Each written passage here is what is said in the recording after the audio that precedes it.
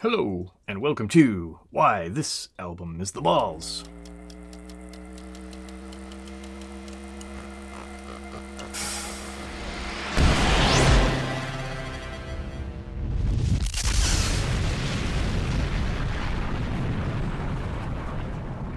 Alrighty, here we have Black Sabbath's Sabotage. Now, this is my favorite of all albums in the discography of Black Sabbath. I just feel like it was uniquely different, and I think it was at the height of their emotional output and skill level as well. So here we have Tony Iommi, Bill Ward, Geezer Butler, and of course Ozzy Osbourne. Now, Tony Iommi, if you don't know, had the tips of his fingers cut off in a sheet metal accident at work, and somebody gave him a recording of a guitarist that had two fingers, but Tony did not know about it. He listened to the album. He said, "Hey man, that's a great album." And the guy said, yeah, he's only got two fingers, dude. And after that, he was like, oh, okay. So he then moved forward with his guitar career and figured to push through what he felt he couldn't achieve. But he used leather straps and a plastic cover to tie onto his fingers so he could press the strings harder. He also tuned the guitar down a little bit so that it was easier to push the strings and so forth, and he created his own unique sound that way. Bill Ward is the drummer, of course. Now, Bill Ward to me is kind of like the cranky old granddad of the band, and he is picked on quite heavily for that. One day, I can't remember which guy asked, hey, Bill, can I light you on fire? And he was like, no, you can't light me on fire. And I'm like, okay. And then on the way home, he said, hey, how about now? Can I light you on fire? And Bill, just being the weirdo that he was, he said, yeah, sure, why not? So lit him on fire with a lighter, thinking it was just going to, go poof or whatever, or his beard or something would just go poof. And he was wearing pants that were mostly plastic, and they caught on fire. And I'm pretty sure it was Tony, but he said he couldn't help him because he was laughing so hard as he was rolling around trying to put out the fire. Strange crew. Another time, they were working in a old factory, I think an old paint factory, to do some studio recording or practice or something of that nature. And one of his drunken stupors, he passed out, and the band thought it would be funny to cover him in gold spray paint. And they did, and he ended up in the hospital because he had no pores open, so he ended up having seizures and all kinds of shit. He almost died. So, yeah, that's the story of Mr. Bill. He's always been picked on, but seemingly the, as drunk and crazy as he was, I think he had a pretty firm grip on the band to kind of gather the troops and help them not get too crazy. I didn't think he did a good job, though. Geezer, slang for man in England, just, hey, geezer. Now, he writes most of the songs, and has a really fascination with religion and apocalypse type stuff, so you can tell that this album is particularly mostly Geezer's work. 1975, this came out. This is the number 6th studio album. This is the recreation of Black Sabbath. This is kind of like Phoenix Rising, as their manager stole everything. He stole everything that they owned, their houses, their cars, their money, everything, just ripped from underneath them. And this is where they started to kind of get back together and take control of the situation. So Yeah, so this has a lot of feelings of regret, anger, frustration, and hope. So we start with Hole in the Sky. Speaking of hope, in Sabbath way, the hole in the sky. It begins with the hum of some amplifiers, some strange noises, and a cat. And this distorted sound of someone screaming is the word attack.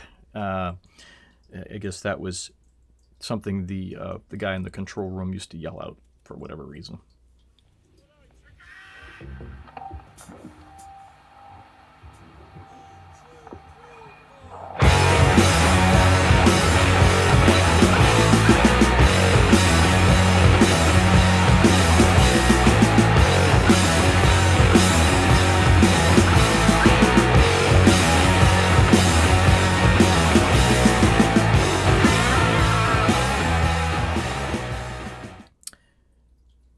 Now, this, such a great power chord and bass rhythm. These drum beats at the time were just so unique and different. When I first heard this, I'm like, this is way out of the realm of normal metal. Now, this part here, Ozzy, such a distinct tone in his voice, and the expression is just so full of anger and frustration. Now, I believe this is about the way that they're living, kind of a rich lifestyle, but don't have a dime to your name.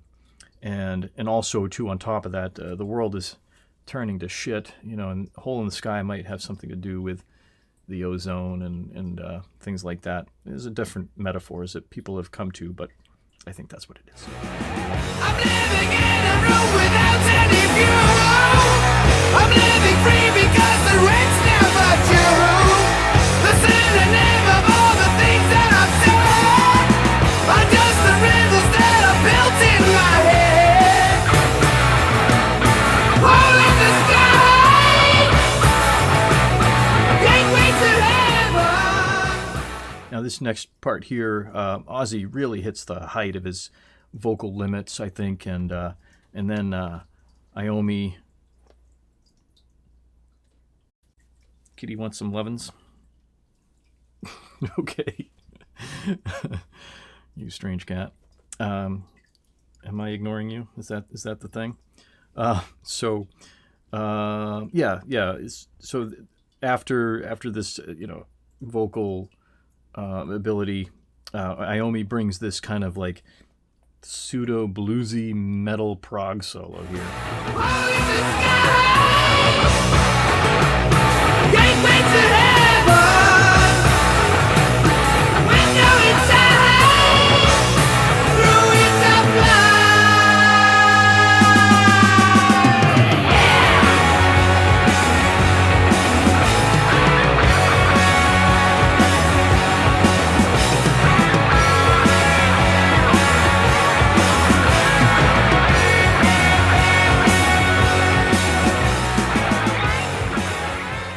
Fantastic.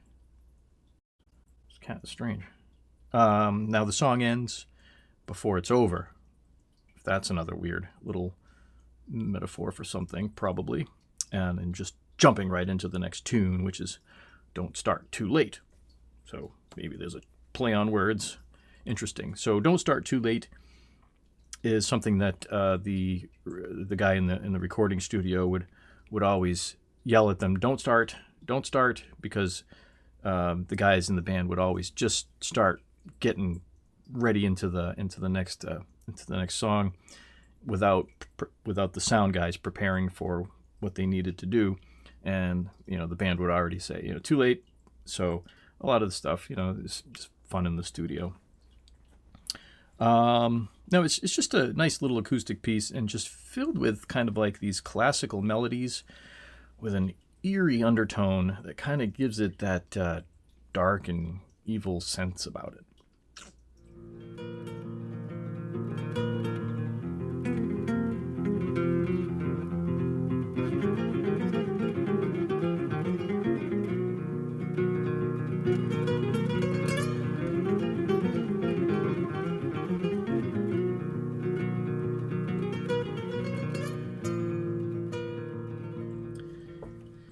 Number 3, Symptom of the Universe. Now, I think this song here was like the beginning of the metal invasion that happened in Britain and all around the world.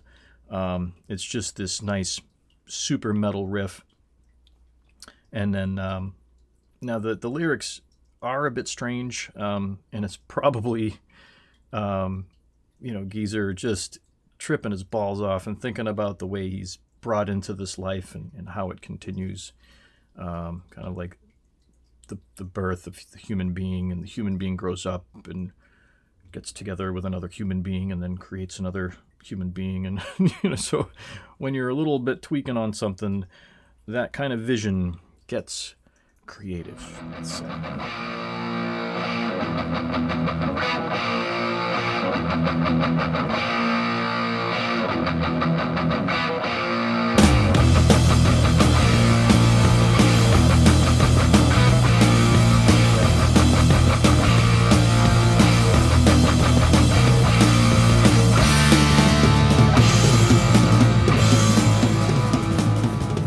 Now this next part here, as Ozzy is just screaming, Bill Ward kind of shows off his skills here and lands into this nice shift of this song.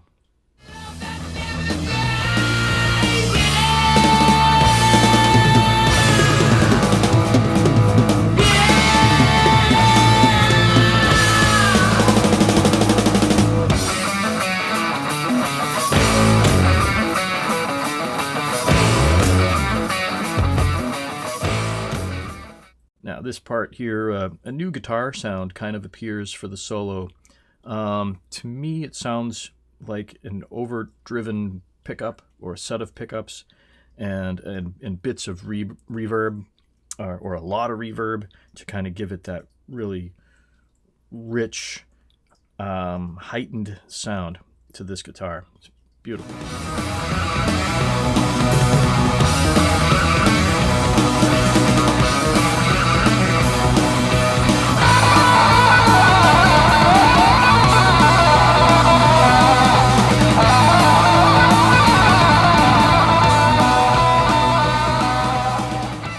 After the solo, the song takes a twist, like a plane taking off, and then it lands into this beautiful acoustic ending.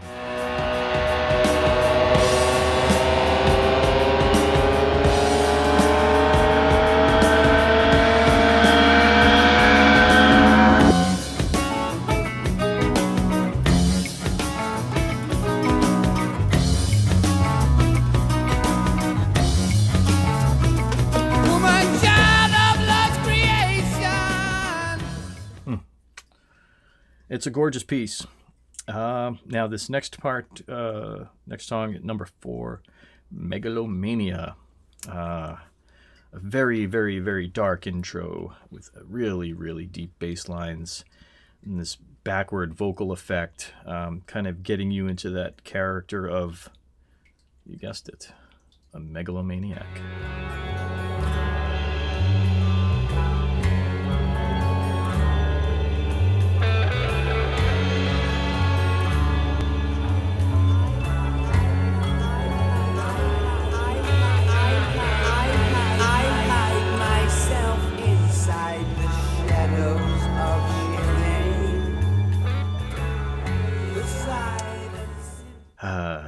At this section here, there's many stories from the gossip world as to how the band, sold their soul in some satanic ritual.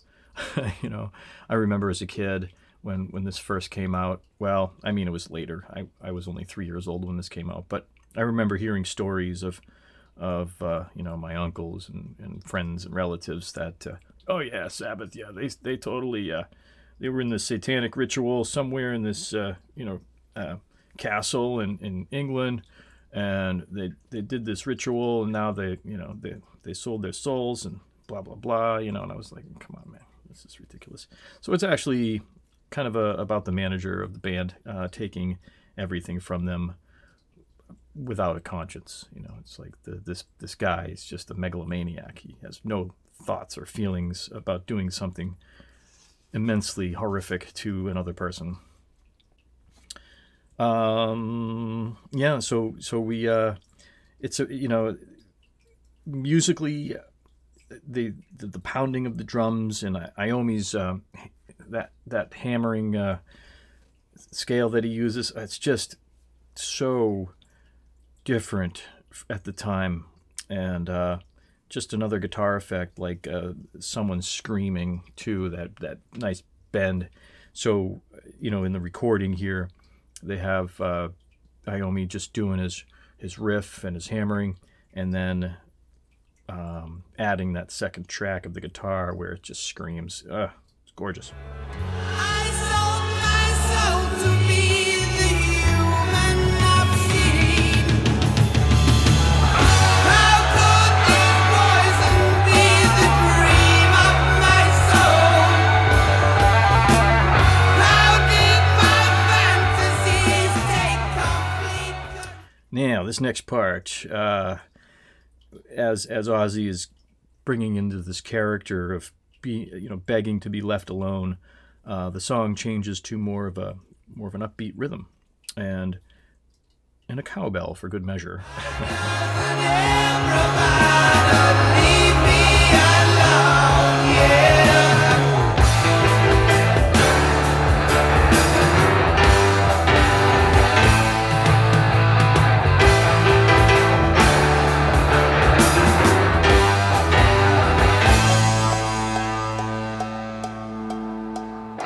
Yet, here is the upbeat rhythm continues. The lyrics, which start with just Ozzy feeling his dream, his soul's demands begin to erode, and then the devil chimes in along with him.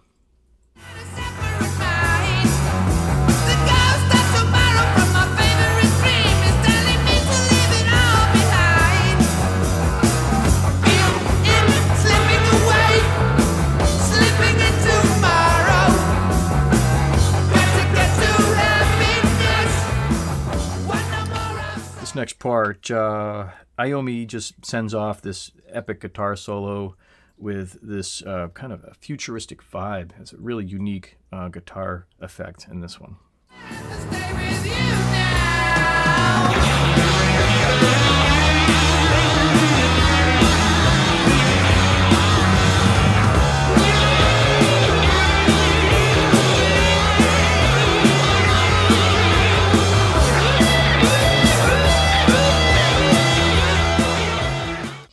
That guy's a genius.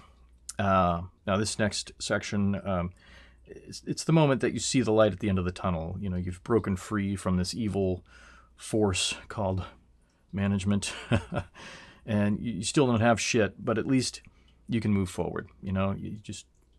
You've gotten through the storm, and now you just got to pick up some pieces and move on.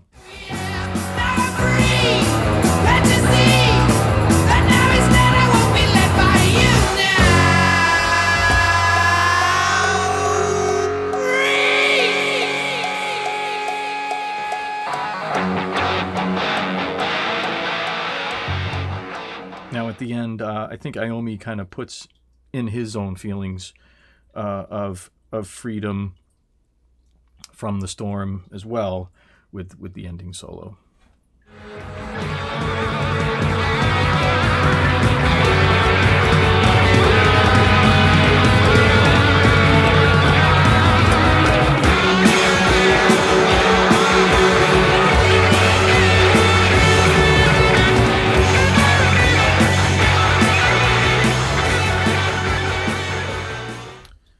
Number 5, Thrill of It All. I think it's a nice tune, just about, take it when you can and don't be such a dick about it. It's really an unusual guitar intro, starting off with just the main riff, and then the bass kicks in, and those screaming bends give it this dark vibe. Before kind of Iommi rips into a little mini solo.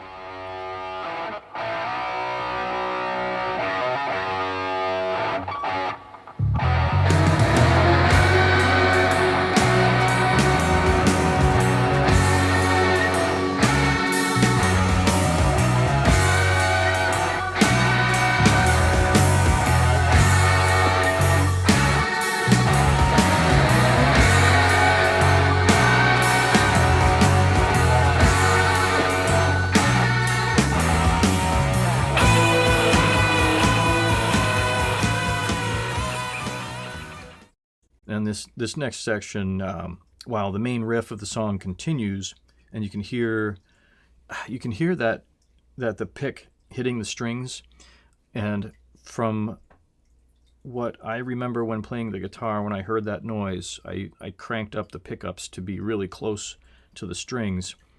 And when you're doing, muted palm riffs, or you're picking at the strings at a certain angle, you kind of hear that high-pitched twangy noise. So it's interesting that they kind of, I guess it just gives it that extra character about the song. I don't know. It's really, really interesting.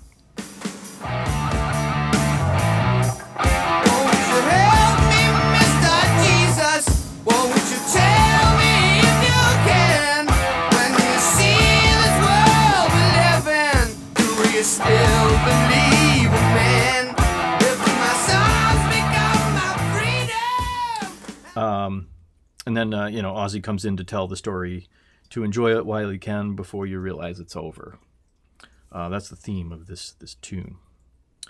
Now we get a rhythm change here, getting kind of really upbeat and in a positive tone, kind of, riding that roller coaster of the thrills. You have your ups and your downs, and here we have a nice little uprising here.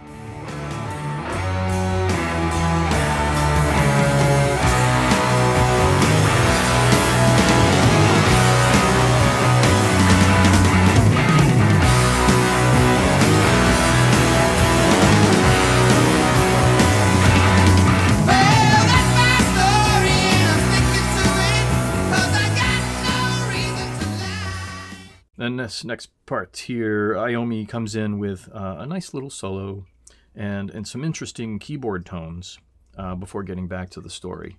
I thought that addition of the keyboards was really cool.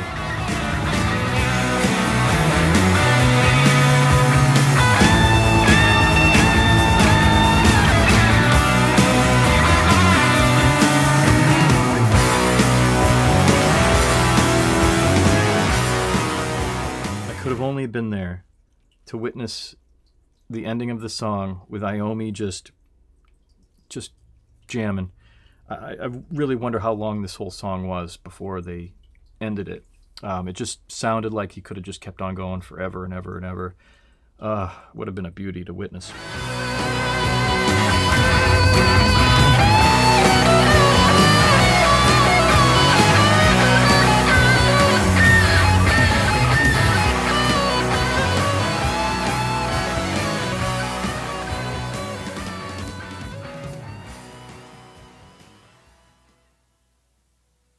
Superstar.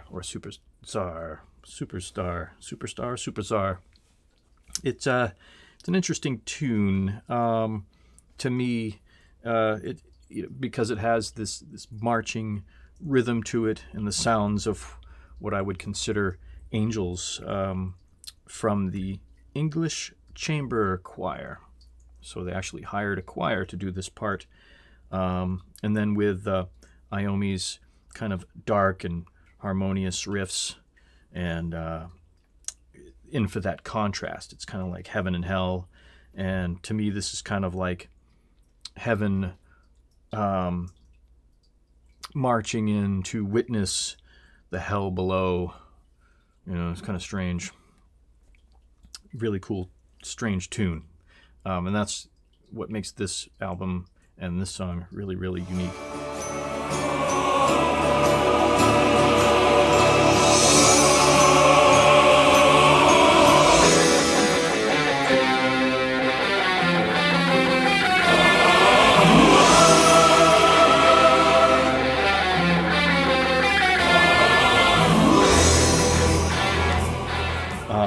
Interesting side note is when Ozzy came into the studio during the recording, when he opened the door and he saw this choir in there, like all these people just like getting ready to sing something. He was like, "Mess." No, he turned, he walked away. He thought he was in the wrong room. So Ozzy is Ozzy. Number 7.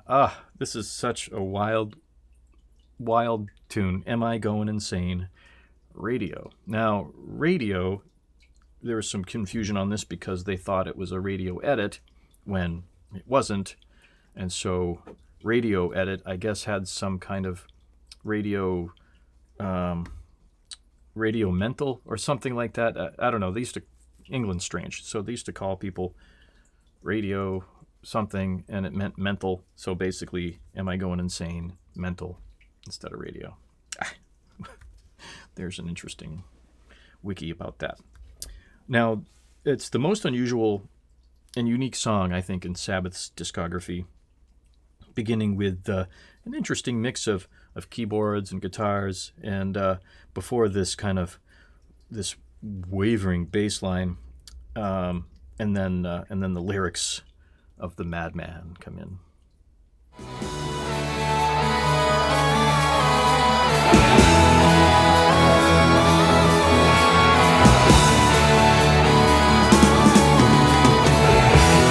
Everybody's looking at me,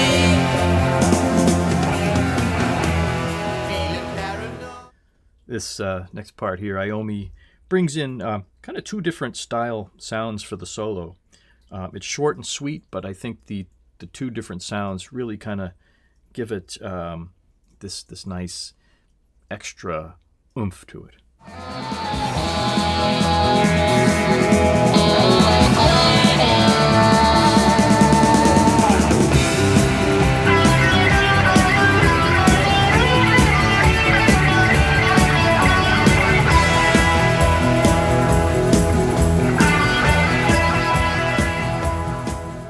Now, as the song fades off with Ozzy and his kind of monotone madman sound, this horrific and horrendous scream kind of rides into the next song. But it is absolutely horrific listening to it. And at the time, man, it was just like, what is this? This is definitely Satan worshiping music, you know?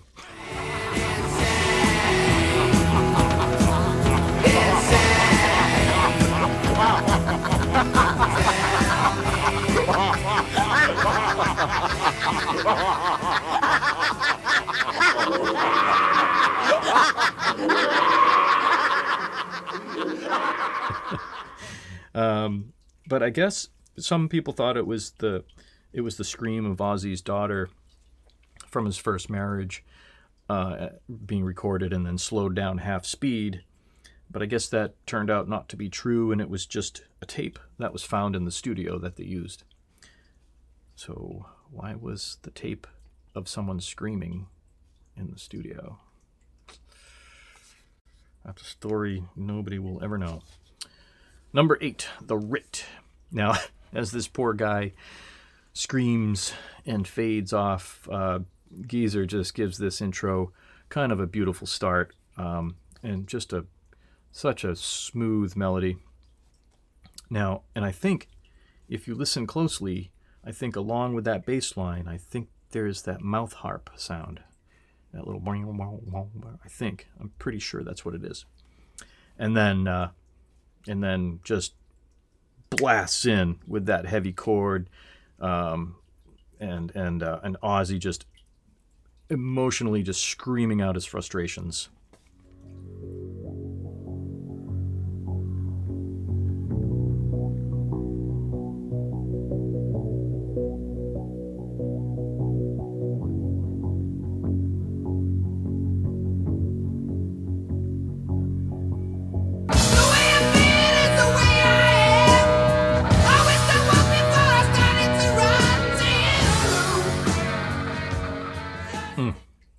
Such a beautiful intro to a song. Now the verse continues to another round of spewing hatred towards those that fucked you over. So we get another round of lyrics that are just filled with emotion. And then here the rhythm changes to this really nice rhythm, and it almost sounds like that the devil is singing along with you.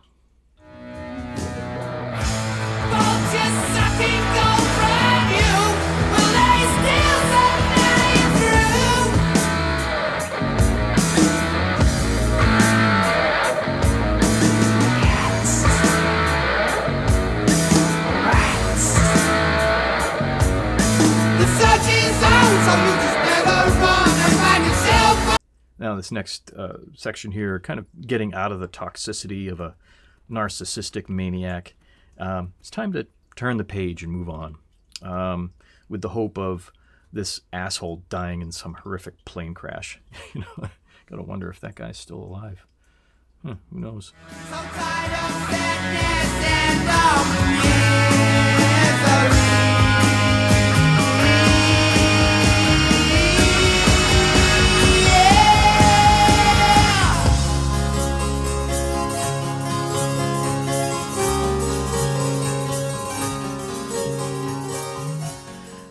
The last part here in this tune, kind of a great transition from going crazy to a sense of hope, and then ending the song to that down-tuned riff and smashing drums and fading off into the sunset.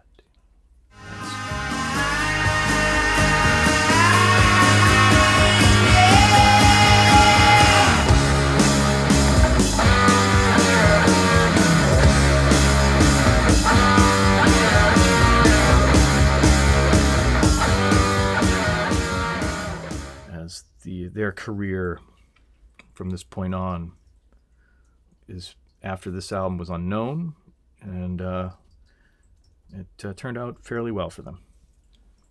Now, there's a little kind of hidden thing at the end of the writ, or I think in some early presses of the album it was actually a separate song, but Blow on a Jug. That's it. Ozzy and Bill in a drunken stupor, Bill playing the piano, and Ozzy just kind of singing a song about blowing on a jug. blow on the jug. Everybody come on, blow on the jug. Be like me and blow on a jug. I want you to blow on a jug. Everybody sing that blow on a jug tonight. You are blowing on a jug. A little weird.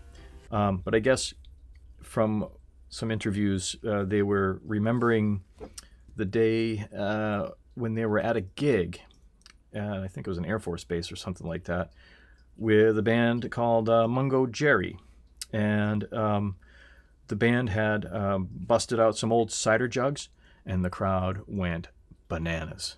And they were like, well, guys, after that, we just have no hope on blowing any fucking jugs. So that ended their jug blowing career. And the album cover. So here we have a reverse image, and I think there's some reason behind the theory behind that. It had to do with some artist in the 1800s or something. But anyway, if you got the album, the back of it is backwards in reverse. And then if you get closer and closer and closer, where you can see Mr. Ward's underwear. Not very pretty. According to legend, they showed up for what they thought was just going to be a meeting about the album cover. Nope, it was the photo shoot. And this is how they arrive at a meeting about an album cover. If that tells you anything, that's how their lives were for many, many, many years. Alrighty, folks. Well, that's why this album is the balls. And we'll check you out perpendicular to this latitude. So that's why this album is the balls. It is filled with some immensely heavy and unique sounds, and some interesting, strange bits and pieces of history. And I think it's just Sabbath's best album, in my opinion, even though it didn't chart well in the States. It never went platinum, and still hasn't, and probably never will. But, I just think it was just so unique and different from all the rest of their albums. It's just stood out to me as one of their best. And whenever I'm in a Sabbath mood, this is album number 1. Alrighty, folks. Thanks for tuning in. And until the next time, cheerio.